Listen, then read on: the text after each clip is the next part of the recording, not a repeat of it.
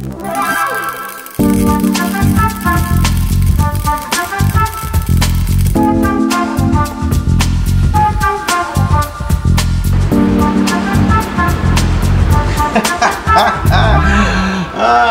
are you, Dermie? Good, good, good.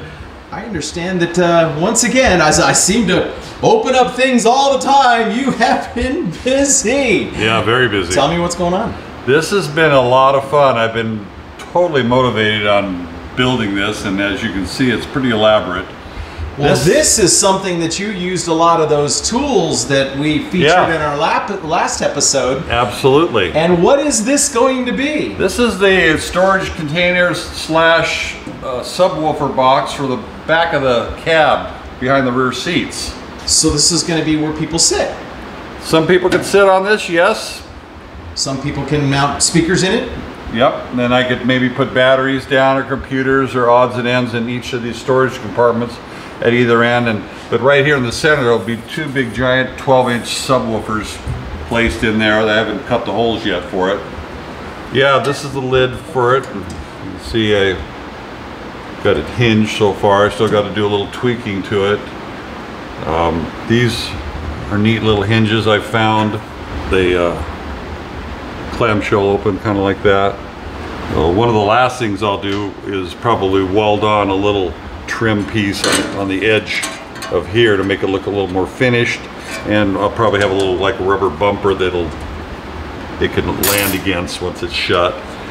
And then probably the very last thing is these deck lid latches will be placed right here. They're flush mount, and I'll be able to lock it down on each corner because this thing will be thumping at times, and I don't want that lid to be rattling away and be annoying. So that's the mind thought behind the whole thing.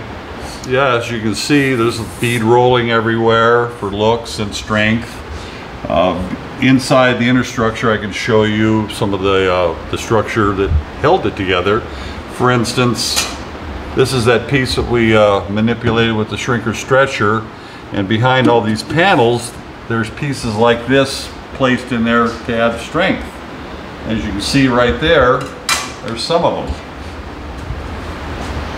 Look at that. This is the demo we did the other day, and it's kind of showed you how I come up with this. I was able to bend it. This is opposite, of course. It's more like that, but that's kind of how I did that. So how did you start the original form or the shape of this whole entire piece right here? Well, from the very beginning, I had to determine how much room I had behind the rear seats. I studied my drawings and pictures and figured out the room I had to work with. I made this back wall and kind of laid out on the floor what I thought would look the best, and I utilized for sound and storage and stuff like that. We'll show you later the area that I was talking about. But first thing was this shape that I come up with. I drew it on the floor on it with a Sharpie, and then I built a wooden buck to start shaping all this and forming it. I love your bucks. I gotta see those. Is that the ones with all the burns in it and stuff like that? Burn marks galore. Let's look at that. I'll show you that. So this is the buck that I built. While I was talking, this line is what I drew on the floor, the back of the cab that I wanted to start with. So from there, I made this buck. This edge is routed, so the edge of this box looks very similar to the center console in the truck.